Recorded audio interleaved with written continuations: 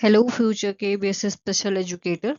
Welcome back to Special Education Needs channel.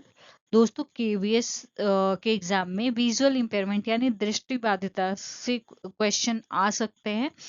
पर क्या आपने कभी सोचा है कि आखिर एक बच्चे में विजुअल इम्पेयरमेंट के कारण क्या हो सकते हैं? तो आज की इस वीडियो में हम इस पूरे कॉन्सेप्ट को एक एक करके डिटेल में समझेंगे, एक बिल्कुल नए तरीके से। तो आज की इस वीडियो में हम देखने वाले हैं विजुअल इम्पेयरमेंट के कारण क्या क्या हो सकते हैं। तो चलिए शुरू करते हैं। विजुअल इम्पेयरमेंट को हम मुख्य 5 भागों में मतलब यहाँ पर विजुअल इम्पेयरमेंट जो है इसके बहुत सारे कारण हो सकते हैं, लेकिन इन कारणों को मुख्यतः हमने 5 श्रेणियों में बांटा है। ठीक है, 5 श्रेणियों में इसको बांटा गया है, तो वो देख लेते हैं। तो सबसे पहला जो है वो है क्या है, अनुवांशिक कारण यानी कि जेनेटिक कजेस। दूसरा जो है गर्भावस्था के दौरान कारण यानी कि प्रीनेटल कजेस। तीसरा जो है जन्म के समय के कारण यानी कि पेरीनेटल कजेस। चौथा जो है जन्म के बाद के कारण यानी कि पोस्टनेटल कजेस। और पांचवा जो है पर्यावरणीय एवं अन्य कारण यानी इन्वायरमेंटल एंड अदर कजेस। तो इसमें हम ये डिस्कस करने वाले हैं। तो सबसे पहले जो है वो अगर हम यहाँ पर बात करें तो अनुवांशिक कारण, ठीक है, यानी कि जेनेटिक कजेस की बात करेंगे। अब ये वो कजेज है, इसमें क्या होता है, कुछ दृष्टि से दोष जो है जन्म से ही जीन या वंशानुगत कारणों से होते हैं। अब इसमें एग्जांपल के लिए अगर हम देखें तो रेटिनाइट्स पिगमेंटोसा, अल्बिनिज्म, कंजेनाइटल और मोतियाबिंद। ठीक है, ये सारी चीजें, तो ये वो कजेज हैं जो बच्चों को अपने पेरेंट्स या फैमिली के जीन्स के थ्रू मिलते हैं, यानी प्रॉब्लम जन्म से ही डीएनए में होती है। इसके एग्जाम्पल जो है ये यहाँ पर हमने डिस्कस कर लिए हैं। ठीक है, अब चलिए इसे एक मूवी एग्जाम्पल से समझते हैं। आप सब ने आमिर खान और काजोल की मूवी फना तो देखी होगी। उसमें काजोल का जो कैरेक्टर था जूनी का, ठीक है, उसे बचपन से ही दिखाई नहीं देता है, देता था। उसे क्या था, कंजेनाइटल कॉन्ट्रैक्ट यानी कि इसमें क्या था, जन्म मतलब जन्म से मोतियाबिंद था। ठीक है, हालांकि मूवी में बाद में ऑपरेशन से उसकी रोशनी आ जाती है, पर ये जेनेटिक और कंजेनाइटल कजेस जो होता है एक परफेक्ट एग्जाम्पल है। ठीक है, दूसरा कारण जो है वो क्या है, प्रीनेटल। अगर हम यहाँ पर दूसरे कारण की बात करें तो प्रीनेटल कजेस है, जिसमें गर्भ में शिशु के विकास के समय माँ में संक्रमण, कुपोषण, दवाइयों का दुष्प्रभाव, विकिरण आदि से दृष्टि प्रभावित हो सकती है। एग्जाम्पल की बात करें तो रुबेला संक्रमण, विटामिन की कमी, शराब, धूम्रपान का प्रभाव, ये सारी चीजें हो सकती हैं। अ, दूसरा जो कारण है, अगर हम प्रीनेटल की बात करें तो गर्भावस्था के दौरान के कारण, जब बच्चा माँ की गर्भ में डेवलप हो रहा होता है उस वक्त अगर माँ को कोई इन्फेक्शन हो जाए जैसे रुबेला, या माँ को प्रॉपर न्यूट्रिशन ना मिले जैसे कुपोषित हो जाए, या फिर किसी दवाई मेडिसिन का साइड इफेक्ट हो जाए, तो बच्चे की आंखों पर असर पड़ता है। प्रेगनेंसी के दौरान अल्कोहल या स्मोकिंग का असर भी इसका एक बड़ा रीजन हो सकता है। तीसरा जो पॉइंट है, तीसरे पॉइंट की बात करें, जन्म के समय के कारण की बात करें यानी कि पेरीनेटल कजेज की बात करें, तो इसमें ऑक्सीजन की कमी, समय से पहले जन्म यानी कि प्री मेच्योर बर्थ, प्रसव के दौरान चोट लगना आदि कारणों से दृष्टि बाधिता हो सकती है।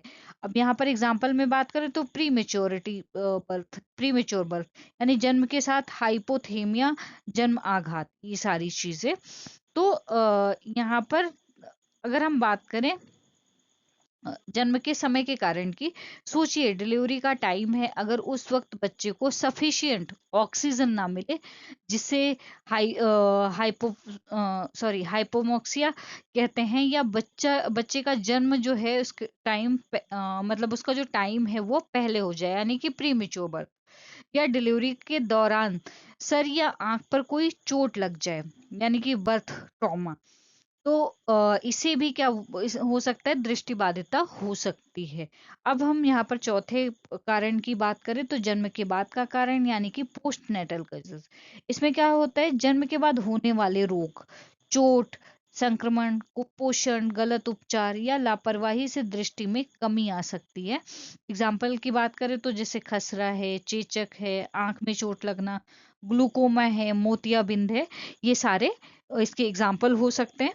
जैसे जन्म के बाद अगर बच्चे को खसरा यानी मीजल्स या चेचक हो सकता है, चिकन पॉक्स हो जाए, आंखों में कोई डायरेक्ट चोट लग जाए, या ग्लूकोमा जो काला मोतिया और हो जाए, जैसे बीमारी मतलब ऐसी अगर बीमारियां हो जाती हैं तो जिससे क्या होता है, विजन लॉस हो सकता है। गलत ट्रीटमेंट या लापरवाही भी इसका बड़ा कारण बन सकती है। अब आते हैं पांचवा कारण जो है, आखिरी जो है यहाँ पर बात करें तो पर्यावरणीय एवं अन्य कारण यानी इन्वायरमेंटल एंड अदर कजेस की बात करें तो इसमें है प्रदूषण, अत्यधिक स्क्रीन उपयोग, तेज रोशनी, रासायनिक पदार्थों का प्रयोग, कुपोषण, विटामिन ए की कमी आदि। अगर यहाँ पर हम एग्जाम्पल की बात करें तो प्रदूषण, विटामिन ए की कमी, अत्यधिक मोबाइल टीवी का यूज। ठीक है, आखिरी है पांचवा पॉइंट है इन्वायरमेंटल और अदर कजेस। अगर इसे हम सिंपल भाषा में समझें तो ये वो कैटेगरी है जिसमें हमारी आजकल की लाइफ स्टाइल आती है। हम लोग और आजकल के बच्चे जो रात भर रजाई के अंदर चुपचाप मतलब चुपचाप क्या करते हैं, मोबाइल की तेज रोशनी में रील्स स्क्रॉल करते हैं, है ना। लगातार एक्सक्यूज जो है मतलब इसमें क्या होता है, लगातार जब हम स्क्रीन टाइम देखते हैं तो पॉलिश इसका जो पोल्यूशन केमिकल का असर होता है, उससे विटामिन ए की कमी, यही सब मिलकर हमारी आंखों को सीरियसली डैमेज करते हैं। ठीक है, अब आते हैं महत्वपूर्ण बिंदु पर। ठीक है, इसके जो महत्वपूर्ण बिंदु हैं वो कौन कौन से हैं, तो कुछ कारण जो हैं रोके जा सकते हैं, जैसे टीकाकरण। कुछ कारण रोके जा सकते हैं जैसे टीकाकरण है, पोषण है, स्वच्छता है, समय पर उपचार है। ठीक है, यानी कि दोस्तों सारे कजेस परमानेंट नहीं होते हैं, कुछ कारण रोका जा सकता है अगर सही टाइम पर वैक्सीनेशन यानी टीकाकरण हो जाए, अच्छा न्यूट्रिशन मिले, साफ सफाई हो, तो यहाँ पर बचाव जो है वो संभव है। अर्ली डिटेक्शन और सही टाइम पर मेडिकल हेल्प, ट्रेनिंग और रिहैबिलिटेशन से एक विजुअल इम्पेयर्ड जो बच्चा है बिल्कुल नॉर्मल या सक्सेसफुल लाइफ जी सकता है। ठीक है, चलिए अब केबीएस इंटरव्यू की तैयारी करते हैं। एक स्पेशल एजुकेटर के तौर पर आपसे ये सिचुएशन बेस्ड जो है क्वेश्चन पूछा जा सकता है। अब वो सिचुएशन बेस्ड क्वेश्चन क्या हो सकता है तो वो देख लेते हैं। क्वेश्चन हो सकता है कि आपसे एग्जामिनर पूछ सकता है कि आपकी क्लास में एक 8 साल का बच्चा है जिसको अभी हाल में ही देखने में प्रॉब्लम होने लगी है। पेरेंट्स बताते हैं कि बचपन में वो बिल्कुल ठीक था, पर पिछले साल उसे क्या था, एक सीवियर इन्फेक्शन यानी खसरा हुआ था, जिसके बाद ये प्रॉब्लम शुरू हुई। एक स्पेशल एजुकेटर के रूप में आप मतलब इस इम्पेयरमेंट को किस कैटेगरी में रखेंगे और आपका फर्स्ट स्टेप क्या होगा। अब आपका आंसर क्या होना चाहिए, सर या मैम, क्योंकि बच्चे को ये प्रॉब्लम जन्म के बाद एक इन्फेक्शन की वजह से हुई है, तो पोस्ट नेटल कजेज है यानी कि जन्म के बाद का कारण है, ये उसकी कैटेगरी में आता है। मेरा फर्स्ट स्टेप होगा कि बच्चे का क्लिनिकल और फंक्शनल विजन असेसमेंट करवाना, उसकी रिमेनिंग साइट को उस यूज करना, एक यूज करने के लिए ट्रेनिंग देना, उसके अकॉर्डिंग क्लास में सिटिंग अरेंजमेंट और large print Braille material provide करवाना। दूसरा क्वेश्चन ये पूछ सकते हैं आपसे सिचुएशन बेस्ड कि आप एक गांव यानी कि रूरल एरिया के केबीएस में पोस्ट किए गए हैं, वहाँ विजुअल इम्पेयरमेंट को प्रिवेंट के लिए मतलब उसका जो प्रिवेंशन है के लिए आप पेरेंट्स को किन दो बातों के लिए सबसे ज्यादा अवेयर करेंगे। तो आपका जो आंसर है वो क्या होना चाहिए, सर या मैम, मैं पेरेंट्स को प्रीनेटल केयर और इन्वायरमेंटल कजेस पर अवेयर करूंगी या करूंगा। पहला